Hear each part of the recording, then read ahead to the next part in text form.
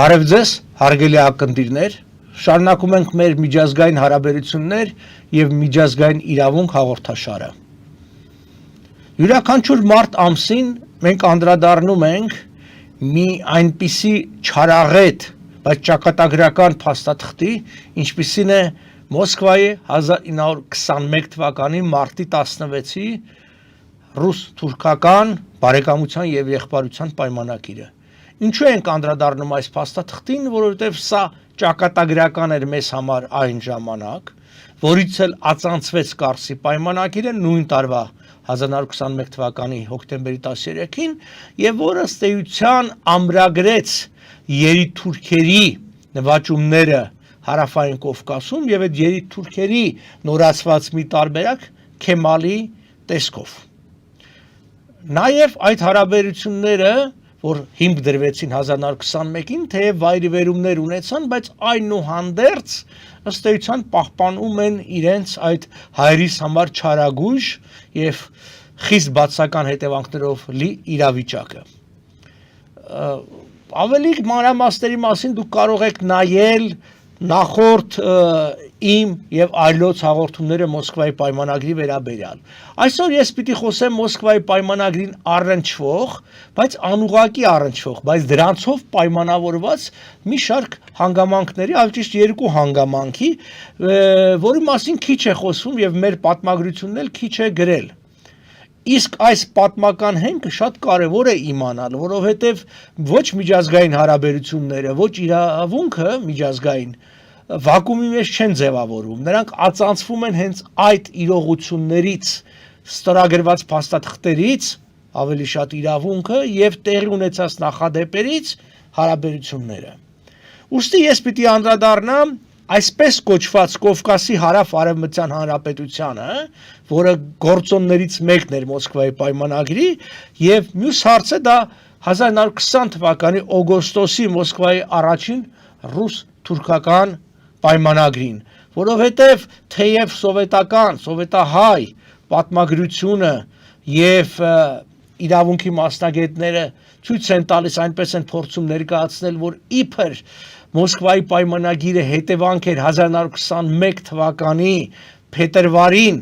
Հայաստանում սկսած ապստամբության, բայց դա կեղծիք է, որտեղ դուք կտեսնեք, որ արդեն 20 թվականի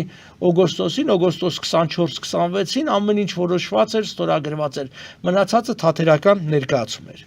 Բայց մի փոքր սկսենք խորքից, որպեսզի հասկանալ լինի ինչ էր։ 1917 թվականի հոկտեմբերի 25-ին, հին տոմարով գիտեք, նորով նոյեմբերի 7-ին բոլշևիկները հեղաշրջում իրականացրեցին Ռուսաստանում եւ եկան իշխանության։ Ըստ որոշ աղբյուրների դա դրսից աջակցվող, ավելի շատ գերմանական փորձ էր Ռուսաստանին պատերազմից դուրս մղելու եւ այլն տարբեր տեսակետներ կա, այնուհանդերձ պետք է փաստ ընդունենք, որ դա տեղի ունեցավ 1917 թվականի հոկտեմբեր։ Բոլշևիկների այդ ծայրահեղ հայացքները հանգեցրին նրան, որ շատ արագ բանակը կազմալուծվեց, ռուսական բանակը կազմալուծվեց, հողի մասին դեկրետը, որ կար դեկրետ ազիմլե կոչեցյալը բերեց նրան, որ բանակի 80%-ը, որը գյուղացիներ էին, լքեց իր շարքերը, լքեց խրամատները եւ վերադարձավ գյուղը տեր կանգնելու իրեն հասանելիք հողին։ Եվ այսպիսով 1918 թվականին ռուսները, բոլշևիկները այլևս որևէ չունենալով ուժ դիմակայել գերմանա-թուրքական հարձակմանը ստորագրեցին Բրեստ-Լիտովսկի առանձին կամ ինչպես սովետական պատմագրություններ գրում սեպարատ պայմանագիրը։ Դե բառեր էին օգտագործում ավելի այսպես օտար բարդ, որ ավելի խելոք լինի, միգուցե չհասկանան սեպարատն ինչ է։ Այսինքն ռուսները բոլշևիկները դավաճանեցին իրենց դաշնակիցներին, բրիտանացիներին եւ ֆրանսիացիներին եւ կնքեցին փաստաթուղթ, ինչպես Լենինն ասում, ճիշտ է, դա վատայից պախաբնի բառներ օգտագործում, պախաբնի դոգոր, բայց ասում է կարևորը մենք պահեցինք սովետական իշխանությունը, այսինքն իշխանությունը պահելու համար իրենք տվեցին ամեն ինչ, գիտեք, հսկայական քանակությամբ ռազմատուգանք, ոսկիներ, տոնաներով եւ հարյուրավոր տոնաներով եւ տարածքների զիջում։ այսպես կոչված Ուկրաինայի մեծ մասը, Բելարուսի մեծ մասը, իսկ հարավային Կովկասում հա դուք տեսնում եք այս կապույտ շրջագիծի ներսում եղած տարածքը, որ 1878 թվականի Բերլինի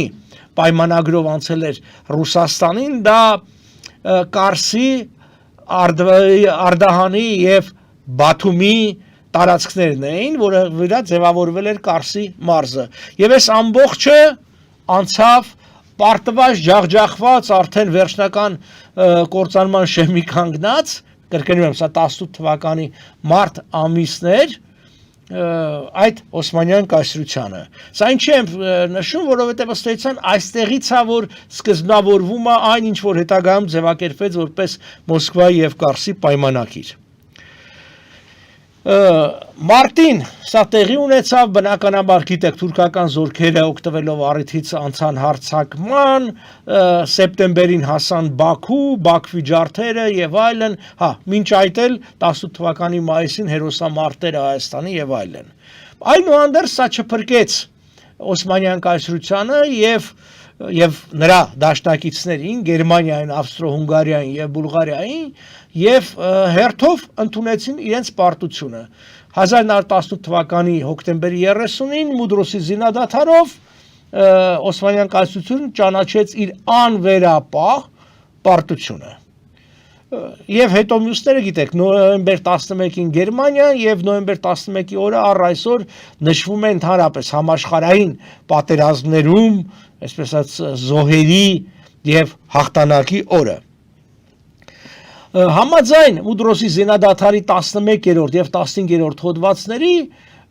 Օսմանյան կայսրությունը պիտի զորքերը դուրս բերեր հարավային Կովկասի տարածքից, այսինքն այն տարածքից, որ այդ ժամանակ դե յուրե պատկանում էր կամ պատկանել էր գոնե ցարի ժամանակ ցարական Ռուսաստանին։ Բայց դե գիտեք ինչ կա, թուրքերը թուրք չէին լինի, եթե բավականին հեռատես քաղաքականություն չիրականացնեին եւ դյուրությամբ հանձնեին այն, ինչը գրավել էին զենքի ուժով։ Եվ հոկտեմբեր 30-ից ընդամենը 5 օր հետո, 5-6 օր հետո, նոյեմբեր 5-ին 1918 թվականում Կարսում գումարվեց այսպես կոչված Կարսի մարզի մահմեդականների համագումարը, որին մասնակցեցին այդ ժամանակ թուրքական 9-րդ բանակի հրամանատար Շևկի Փաշան եւ Կարսի սանջակի կառավարիչ նշանակված Հիլմի բեյը։ Սա շատ հիշեցնում է, չէ՞, ժամանակակից պատմությունը, երբ որ գրավված տարածքում զորքով ինչ որ մի տարածք գրավել են, օրինակ Ղրիմը, եւ այդտեղ արվում է ռեֆերենդում, այսինքն կամ արտահայտություն ժողովրդի թե ում է դա։ Բնականաբար, երբ որ նոյեմբեր 5-ին իրականացրեցին այս համագումարը, ձևավորեցին շորա կամ շուրա, դա սովետնա, այսինքն խորհուրդ, մուսուլմանական խորհուրդ ձևավորվեց, որն էլ չճանաչեց, հայտարարեց, որ չի ճանաչում Հայաստանի եւ Վրաստանի ինքնիշխանություն այդ տարածքների վրա եւ ընդհանրապես նրանց գոյությունը։ Հիշենք, որ 18 մայիսին արդեն Հայաստանն էլ, Վրաստանն էլ, Ադրբեջանն էլ հռչակել էին իրենց անկախությունը։ Նույն ամսավերջին նոյեմբեր 30-ից մինչև դեկտեմբեր 1-ը տեղի ունեցավ երկրորդ համագումարը, որի ընթացքում այս մուսուլմանական, որին մասնակցում էր 70 ներկայացուցիչ եւ Կարսի մարզից եւ շրջակա հարակից տարածքներից, մասնավորապես Բաթում, Օրդուբադ, Նախիջևան, Ախալքարան, Սուրմալու, եւ այստեղ ձևավորվեց եւ մի այսպես կոչված կառավարություն եւ խորհրդարան ու ընդունվեց անկախության ակտ, որով հռչակվում էր Կարս կենտրոնով հարավ-արևմտյան դեմոկրատական հանրապետություն։ Ահա այսպես կոչված տարածքը հանրապետությունը, տեսնում եք, իբր ժողովրդավարական սկզբունքներով, իբր ինքնորոշման հիման վրա սա կատարվել է։ Այսինքն թուրքերը շատ լավ հասկանալով, օսմանցի թուրքերի մասին է խոսքը, որ այդ ժամանակ սա 18 թիվն է, մեծ այսպես ասած ազդեցություն ուներ ժողովուրդների ինքնորոշման սկզբունքը, եւ դա Վուդրո Վիլսոնի կողմից հռչակված էր եւ նաև բոլշևիկներն էին դրա մասին խոսում, մասնավորապես Լենինը, օգտագործեցին այդ գործիքը սեփական իմպերիալիստական նպատակներ իրականացնելու համար։ Այսինքն իրենք պարտված էին անգլո-ֆրանսիական զորքերի կողմից, ստորագրել էին զինադադարը, ընդունել էին պարտությունը եւ պարտավորվել էին զորքերը դուրս բերելու, բայց դուրս գալուց առաջ ստեղծեցին մի մարմին, որը այսպես իրենցն էր, ամբողջովին կառավարվում էր իրենց կողմից, ենթարկվում էր իրենց եւ այլն։ Այդ բանը։ Այդտեղ ձևավորվեց այսպես կոչված Կարսի հանրապետությունը, այստեղ սա նրանց ղեկավար կազմն է, ես կկարդամ նրանց ոմանց անունները, շատ հետաքրքիր է, որովհետև բավականին խելամիտ ձևով էին ձևավորվել, այսինքն տարբեր ազգությունների ներկայացուցիչներ էին ներգրավել, որպեսզի ցույց տան նրա ժողովրդավար բնույթը, իբր ժողովրդավար բնույթը։ Առաջին շարքում ձախից աջ նստածը Իբրահիմ Ջահանգիրովը, որը խորհրդարանի իսկ հետագայում կառավարության ղեկավարն էր, հետագայում նաև Կարս քաղաքի քաղաքապետը, դրա մասին մենք կխոսանք, Թավուդին Մամիևը, ներքին գործերի նախարար, Ստեփան Վաֆիադիսը, հույն եւ սոցիալական աջակցության նախարարը եւ նրա կողքը, այսինքն առաջի շարքում ամենաաչինը Սիմեոն կամ Սիմոն Ռաչինսկին, խորհրդարանի անդամ։ Երկրորդ շարքում Ազիզ Ջանգիրովը, արտարդատության նախարար, հետո անհայտողը, Աբդուլբեյզադե Մեհմեդ Բեյը, սա հենց Կարսի կառավարիչն էր այդ ժամանակ, եւ Պավլի Ջամուշևը կամ Ջամուսովը հույն էլի խորհրդարանի անդամ։ Տեսնում եք, ինչ այսպես քողով ժողովրդավարական պատված մի կառավարություններ հույնների, ռուսների մասնակցությամբ, բայց հետաքրքիր է, որ որևէ հայ չէին գտել, որպիսի նրան էլ եւս ներգրավեին, թեև բնականաբար Կարսը արդեն ես կտեսնեք, որ ըստ էության հայկական հանրապետության, Հայաստանի հանրապետության մաս էր։ Ես կուզեմ մի քանի խոսք ասել այդ խորհրդարանի անդամի մասին, ղեկավարի մասին, որը հետագայում Այդին թուրքական ազգան նվերցեց 1934-ից հետո, գիտեք, Թուրքիայում ընդունվեց օրենք, որ պիտի ազգանուն ունենային, դե թուրքերը ազգանուն չունեին այդ ժամանակ, եւ այս Իբրահիմ Ջահանգիրովը դարձավ արդեն Իբրահիմ Այդին, որը մինչև 1928 թվականը 21-ից 28, այսինքն Մոսկվայի պայմանագրից հետո դարձավ Կարս քաղաքի քաղաքապետը։ Եվ այս Կարսի գերեզմանոցն է,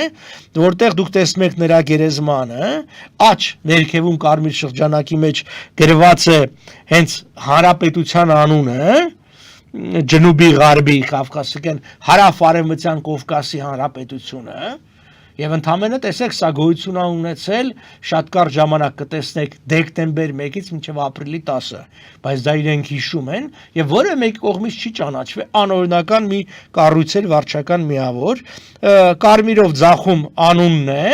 Ջանգիրով կամ Այդին, եւ ամենավերևը հետաքրքիր նաեւ այս գրությունն է կապույտի մեջ, որ ասում է, որ Անատոլիայում հիմնադրված առաջին հանրապետության նախագահ 18 թվականի դեկտեմբերի մասին է խոսքը, որովհետև բնական է թուրքական հանրապետությունը 1923-ին է ձևավորվել։ Այս վիճակն էր, այսինքն 18 թվականի վերջը, կրկնում եմ, հոկտեմբեր 30-ին պարտություն, Մուդրոսի զինադադար, արդեն նոյեմբերին 2 համագումար եւ այս կեղծ հանրապետության ստեղծումը։ Գիտեք, հարավային Կովկասը այդ ժամանակ բրիտանական ազդեցության գոտի էր եւ հունվարի 7-ին Անդրբ Կովկաս եկավ անգլիական կամ բրիտանական 27-րդ դիվիզիայի հրամանատար գեներալ-մայոր Ֆորեստիե Օքերը, որը Շևքի Փաշային, այսինքն թուրքական 9-րդ բանակի հրամանատարին հայտնեց, որ այլևս թուրքական իշխանություն չկա եւ ինքն է ստանձնում իշխանությունը Կարսի մարզում եւ որպես ռազմական կառավարիչ բրիտանացիները Կարսի մարզի նշանակեցին Քլիֆ Թեմպերլեին, իսկ դա խոսքը վերաբերում է ապրիլի սկիզբին, իսկ ավելի ուշ մենք կտեսնենք նաեւ Ստեփան Ղորղանյանին։ Այսինքն հունվարին գալով բրիտանացիները գալով արդեն ապրիլի 10-ին լուծարեցին այսպես կոչված հարավ-արևմտյան Կովկասի այդ հանրապետությունը, նրա բոլոր կառավարության բոլոր անդամներին ձերբակալեցին, արտաքսեցին Մալտա, որտեղ 2 տարի մնացին, հետո աստիճանաբար ցավոք սրտի մաս առ մաս, գիտեք, այդ Մալտայի աքսորիալները բաց թողեցին, հիմնականում այն պատճառով, որ թուրքերը միայն խնդրանքներով հանդես չէին գալի, թուրքերը գիտեք հայտնի իրադարձություններ բրիտանացի գնդապետ Ռաուլինսոնին եւ 100-ից ավել բրիտանացի զինծառայողների եւ քաղաքացի անձանց, այդ թվում ընտանիքների կանանց եւ երեխաների փախցրեցին անօրինական կերպով, որտեղ իրենք բրիտանական պատերազմից հետո ասենք բրիտանական այլևս քաղաքացի չեն եւ սպառնացին, որ բոլորին կոչնչացնեն, եթե Մալթայի աքսորիալներին բաց չթողնեն։ Սա թուրքական նեն քաղաքականության, բայց արդյունավետ քաղաքականության մաս էր։ Հիմա ամեն դեպքում մենք ունենք արդեն ուրեմն 19 թվականի ապրիլի 10, երբ որ լուծարվեց այսպես կոչված այդ հանրապետությունը եւ ապրիլի 12-ին դրանից 2 օր հետո Ստեփան Գորգանյանը կամ Գորգանովը նշանակվեց Կարսի մարզի քաղաքացիական նահանգապետ։ Քաղաքացիական նահանգապետ եւ ըստ էության, գիտեք, 19 ապրիլից մինչեւ 20 թվականի նոյեմբեր-դեկտեմբերը Կարսը Հայաստանի Հանրապետության մաս էր եւ ըստ էության դե յուրե այն հանձնվեց անօրինական կերպով ռուսների կողմից 21 թվականին։ Սա ուզում եմ սա վրա ուշադրություն դարձնեք։ Կարսի մարզը դարձավ Հայաստանի Հանրապետության մաս անգլիացիների շնորհիվ, նրանց աջակցությամբ, նրանց զորքերի գեներալ Թոմսոնի գլխավորությամբ զորքերի անմիջական մասնակցությամբ այս պատերազմին կամ այսպես ասած այն ռազմակալելու կամ ազատագրելու գործողություններին, որի շնորհիվ հետո գիտեք, այդ հիշողությունների մեջ կա հայերին հանձնվեց, ինչպես նաև Նախիջևանը հայերին հանձնվեց բրիտանացիների կողմից։ Ես այստեղ կուզեի ձեր ուշադրությունը հրավիրեի մի փաստաթղթերի կարևոր ժողովածուի վրա, իմ ընկեր Վալոդյա Հարությունյանի կողմից հրապարակած մի շարք փաստաթղթերին, որոնցից մեկը Կարսի մարզը Հայաստանի Հանրապետության կազմում 19 ապրիլից մինչև 20 հոկտեմբեր եւ Կարսի նահանգապետ Ստեփան Գորգանյանի հուշերը, սա մի ստվարածավալ աշխատություն է, ուղղակի սկզբնաղբյուր, որը շատ կարևոր է։ Ես ընդհանրապես խորհուրդ կտամ, որ երբ որ մարդիկ ինչ-որ բաներ են պատմում, ձեզ այդ թվում նաև ես շատ մի հավատացեք, գնացեք, կարդացեք սկզբնաղբյուրների ինչա գրված, այդ ժամանակ եւ հավաստի եւ ցանկալի տարբեր ուղություններով։ Ես ինչ որ ասում եմ, հենց հիմնված է սկզբնաղբյուրների վրա։ Մեկ այս Գորգանյանի հուշերն են կարևոր են, նույնը Վալոդյա Հարությունյանը ունի մի շարք գրքեր, որից երկուսի մասին էլի կուզեի անդրադառնալ ձեզ, մեկը Կարսի մարզը Հայաստանի առաջին հանրապետության կազմում, էլի փաստաթղթերի ժողովածու եւ բանը, եւ այդ հակաբոլշևիկյան գործունեությունը, իսկ մյուսը մարտական գործողությունները Կարս Ալեքսանդրապոլ ուղությամբ հայկական բանակի սպայի հուշերում, որը ենթադրում ենք ով է, բայց քանի որ վստահ չի, դրա մասին չենք խոսում։ Ուրեմն ամփոփելով ինչ ունենք, թուրքերը պարտավորված լինելով դուրս գալու, թուրքերը դուրս բերելու Կարսու մարզից, այնուհանդերձ իրենք ստեղծեցին մի կեղծ մարմին ժողովրդավարության քողի տակ, որը գոյատևեց։ Եվ սրա հիման վրա էլ որ ոնց ասած բոլշևիկները իբր ժողովրդերի ինքնորոշման հիման վրա, բայց իհարկե սեփական մարմաջով համաշխարհային հեղափոխությունը տարածելու իսլամական աշխարհի միջոցով հայկական դե յուրե եւ պատմական տարածքները հանձնեցին թուրք բոլշևիկներին։ Սա ապրիլ ամիսն էր, արդեն ասեցի ապրիլ 12-ին, ինչ ունենք սա եւ ապրիլ 20-ին հայկական զորքերը մտան 19 թվականի ապրիլ հայկական Կարս եւ եղավ հայկական։ Սրան ինչ հաջորդեց։ Մայիսի 19-ին ըստ էության Քեմալը ապիճավ Սամսուն քաղաքում, այսինքն իրենք հասկացան այլևս, որ բրիտանացիներին խաբել չի լինի եւ պիտի ինչ-որ մի բան անեն։ Հետո մայիս 27-28-ին Սիմեոն Բուդյոնին Սևծովի ափինգը, հարավային ափինգը Հավսա քաղաքում հանդիպեց Քեմալ Աթաթուրքի հետ, սա ուզում եմ մեկ անգամ եւս շեշտել, սա մասին խոսել ենք, որ նախաձեռնությունը քեմալականների հետ հարաբերություններ զարգացնելու եղել է բոլշևիկներինը, որտեղ ընդհանրապես միշտ հղում է կատարում 20 թվականի ապրիլի մի նամակին, որ իբր առաջինը գրել է Քեմալը։ Այո, այդ նամակը կա, բայց դրանից առաջ Սիմոն Բյուջոնին այցելել է, հանդիպել է, քննարկել է, առաջարկել աջակցություն, ուրիշ բան, քանի որ դեռ այդ ժամանակ, այսպես ասած 19-ին չկար ձևավորված նոր ձևավորում քեմալական շարժում եւ նաեւ իրենք վստահ չեն, որ բոլշևիկները կարող է ուժեղանան եւ հաղթեն, նրանց այդ առաջարկների նկատմամբ մի փոքր վերաբերմունքը սառն էր։ Այնուհանդերձ, ոնց ասած, հարաբերությունները ձևավորվեցին եւ ձևավորվեցին հայկականության եւ հակահունականության գետնի վրա։ Իբր այս երկու երկրները բոլշևիկների իմպերիալիստական երկրներ էին։ Հետո գիտեք հունիսին Ամասիայում տեղի ունեցավ մի այսպեսի փաստաթղթի շրջաբերականի հրապարակում Քեմալի կողմից, որ Քեմալը կոչ էր անում սկսել պայքարը,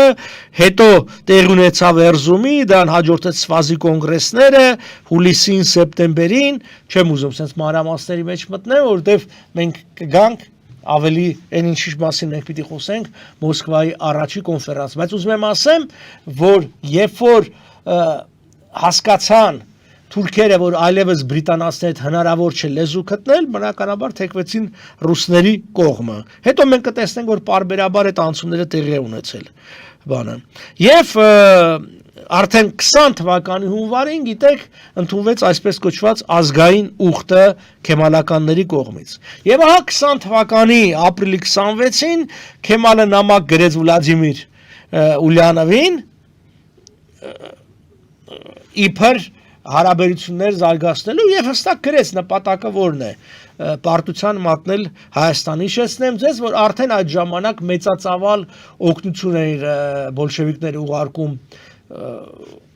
Ռուսաստանից Թուրքիա, Ռուսաստանը ինքը ծայրահեղ աղքատության մեջ էր, բայց տոնաներով ոսկի եւ զինամթերք, հիմնականում Տուապսե եւ Նավարասիս նավահանգիստներից, բայց քանի որ դա բավարար չէր, պետք էր ցամաքային կապ ստեղծել եւ դրա համար արդեն ապրիլ 28-ին, գիտեք, նույն քեմալականների, այսինքն Օսմանյան բանակի հետ մնացորդած սպաների աջակցությամբ բոլշևիկները հաստատեցին սեփական իշխանությունը Ադրբեջանում, Բաքվում։ Այստեղ պետք է հստակ հասկանալ, որ երիտթուրքերի եւ քեմալականների միջև որևէ էական տարբերություն չկար, անգամ չկար այդ ծագումնաբանական, որովհետեւ քեմալականների ճշող մեծամասնությունը դրանք նախկին երիտթուրքեր էին, ներառյալ Քեմալ Աթաթուրքը։ Քեմալ Աթաթուրքը ոչ միայն երիտթուրքական կուսակցության անդամ է եղել, այլ եղել է Թաշքիլաթե Մախսուսա, այսինքն հատուկ կազմակերպության, այն որ նացիստների պարագային կարանք համեմատենք, չգիտեմ, SS-ի հետ եւ այլն դրա անդամ է եղել։ Պարզապես ի տարբերություն շատերի, այն Վերնախավի, որոնց անունները հնչում էր որպես հանցագործ, եւ հիշեցնեմ ձեզ, որ դեռևս 15 թվականի մայիսին Եռյակը, Մեծ Բրիտանիան, Ֆրանսիան եւ Ռուսաստանը գրել էին, որ դուք անձնապես եք պատասխան տալու հայկական ջարդերի համար, բնականաբար թուրքերը առաջ մղեցին ճակերտավոր ավելի մաքուր քաղաքական գործիչի, որը անմիջապես ներգրավված չէր, բայց էլի նույն երիտթուրքեր եւ այլն։ Եվ այս պատվիրակությունը, հետո հաջորդեց Խալիլ Փաշայի պատվիրակությունը Մոսկվա եւ սկսեցին բանակցությունները։ Մայիսի 15-ին Պոլիտբյուրոն քննարկեց Թուրքիայի հետ հարաբերությունների հարցը եւ Գեորգի Չիչերինին առաջարկեց, այո, պետք է աջակցել եւ այս Չիչերինի մասին էլ հեքիաթներ են պատմում իբր պրոհայկական, ոչ մի պրոհայկական էլ չի եղել։ Հենց այս երկուսի մեջ ինքը առաջարկում է թույլ տալ քեմալականներին կամ թուրքերու գրավելու Շարուրը, Նախիջևանը եւ այլն, որը տեղի ունեցավ եւ կոտորած ըստ էության Հայաստանի Հանրապետությունը 20 թվականի ամառվանից սկսած, անգամ մայիսից սկսած, հիշեք, առաջի փորձը բոլշևիկյան, այսպես ասած, հեղաշրջման բանը, դա մայիսյան ապստամբություններ բանը, որը ըստ էության հակապետական խռովություն էր, ըստ էության մայիսից ներքաշված էր տարբեր բախումների մեջ, որը վերջացավ շատ աղետալի կերպով, արդեն գիտեք, նոյեմբեր, դեկտեմբերին։ Եվ ահա այստեղ այս բանակցությունները, որ ընթանում են, ես ուզում եմ հենց անդրադառնալ, որ այս բոլոր շփումները բերեց նրան, հատկապես երբ որ մայիսի 11-ին առանձին որոշում եղավ, ես հիշեցնեմ ձեզ, նաև մայիսի 11-ին այդ օրը Սևրում առաջի նախօրինակը դրաֆթը տրվեց Սևրի պայմանագրի, հետևաբար թուրքերը այլևս որը տարբերակ չունեին, բացի զարգացնելու հարաբերությունները բոլշևիկների հետ, եւ երկու այս ծայրահեղ ուժերը ունենալով ընդհանրություն միասին դուրս եկան մեր դեմ։ Հուլիսի 14-ին, 24-ին Բեկիր Սամին եւ նրա տեղակալ Յուսուֆ Քեմալը հանդիպեցին չեչերնի հետ եւ քանի որ գող չէին իրենց այնտեղ գող չէին համաձայնության չկա մի հարցի շուրջ, փողի շուրջ, ոսկու շուրջ, որտեղ մինչև վերջերս ասվում էր, որ իբր քեմալականներին ռուսները տվել են 200 կիլո եւ այլն, ինչ 200 կիլո։ Հիմա փաստաթղթեր հրապարակվեցին միայն մի փոխանցումով 7.5 տոննա ոսկի եւ հենց այդ 7.5 տոննա ոսկին ասավ սեպտեմբերի սկզբին, որի հետևանքով էլ 20 թվականի սեպտեմբերի արդեն վերջից 23-ից հարձակման անցան։ Հիշեցնում ա, չէ՞,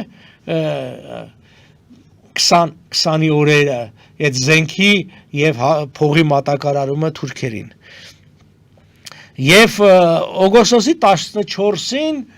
անձամբ Վլադիմիր Լենինի հետ հանդիպում ունեցավ այս պատվիրակությունը։ Եվ ասեմ, այդ օրերներ գտնվում նաև Էնվերը այնտեղ։ Պահպանված է, ես ունեմ այդ փաստաթուղթը, Էնվեր Փաշայի Ալի մականունով գրությունը գերմաներեն գրված իր պատերազմի շրջանի խորհրդական ֆոն Սակտին, որ ասում է մենք հանդիպեցինք Լենինի հետ եւ այլն եւ այլն։ Լենինի հետ դրա մասին չեն գրում, որ քեմալականները երիտ թուրքերն են եւ միասնաբար էին աշխատում։ Ես նաեւ խորհուրդ կտամ կարդալու իմ մի հոդվածը, որը կոչվում է կանաչ կիսալուսնի եւ կարմիր աստղի տակ, դա բոլշևիկների եւ երիտուրքերի հարաբերությունների մասին է, կամ հենց այդ նույն անով ես հաղորդում ունեմ այստեղ Նոյան Տապանի այս հաղորդաշարում, դա լսեք, դա բոլշևիկների եւ երիտուրքերի հարաբերության մասին է եւ ըստ էության բավականին երկար ժամանակ դեռևս բոլշևիկները ընտրություն չէին կատարել, ում պիտի վերջնականապես աջակցեն Էնվերին, թե Քեմալին եւ միայն բավականին ուշ իրենք վերջնական ընտրությունը կատարեցին 1921-ին սեպտեմբերին հօգուտ Քեմալի։ Այնուհանդերձ արդեն մենք տեսնում դեռ 20 թվականին սերտ համագործակցության մեջ են եւ 20 թվականի օգոստոսի 24-ին ստորագրվեց նախ օրինակը, այսինքն պարաֆիկացվեց, նախաստորագրվեց այն փաստաթուղթը, որ հետագայում Մոսկվայի պայմանագիր անունը ստացավ, այնպես որ երբ որ ասում են, էլի կեղծ պատմագրությունը, որ գիտեք փետրվարյան ապստամբությունը 1921-ի մասին է խոսքը, փետրվար 18-ից ապրիլ 1-ը խանգարեց, դրա այդ իսկ պատճառով հայերին թույլ չտվեցին մասնակցելու բանակցությունների հայեր այդ կորուստները սուտ է։ Արդեն օգոստոս ամսին ամեն ինչ որոշված էր։ Այսինքն Մոսկվայի առաջի կոնֆերանսի ժամանակ որոշված էր։ Առաջ 20-30-ական թվականներին, երբ որ մենք նայում ենք պատմագրությունը, այնտեղ Մոսկվայի 21 թվականի հանդիպումները կոչվում էր Վտարայա կոնֆերենցը։ Հետո այդ Վտարայան անեցին, որովհետև հարցեր առաջանում բա առաջինն ուր է։ Պետք էր կեղծել եւ կեղծեցին։ Այնպես որ այդ փաստաթղթի ստորագրումը ոչ թե հայերի վարկով էր պայմանավորված, այլ թուրքերի եւ ռուսների ընդհանուր շահերով։ Եվ սա պիտի խրատ լինի մեզ բոլորիս, որ լավ հասկանանք, որ ոչ Թուրքիայի, ոչ Ռուսաստանի քաղաքականությունը մեր նկատմամբ չի ածանցվում մեր քաղաքականությամբ իրենց նկատմամբ։ Դրանք հեքիաթներ են, իբր հայերը, չգիտեմ, դիմավորեցին, չդիմավորեցին, դեմ խոսացին, կողմ խոսացին, դրա համար հայերի նման ռուսներին նվիրված ծայրահեղորեն աննացորդ նվիրված որևէ ազգ չի եղել եւ ռուսներից այդքան դավաճանված եւ տուժած չի եղել։ Այ հենց մեկը այս դավաճանության մասին է, խոսքը այն է, որ բրիտանացիների աջակցությամբ Կարսը դարձավ Հայաստանի Հանրապետության մաս 19 թվականի ապրիլի 20-ից, իսկ ռուսների գործունեության հետևանքով եւ աջակցությամբ հենց նույն քեմալականներին արդեն 20 թվականի հոկտեմբեր-նոյեմբերից դե ֆակտո, իսկ 21 թվականի մարտի 16-ից նու իրականության մեջ այնտեղ 18-ին ստորագրած էտել են կեղծի ամսաթիվը, այդ օրվանից նաև դե յուրե, թեև կեղծիկ, բայց նորեն դե յուրե փաստաթղթի հիման վրա դարձավ Թուրքիայի մաս։ Առայժմ այսքանը, հաջողություն, միշտ նոր հանդիպում։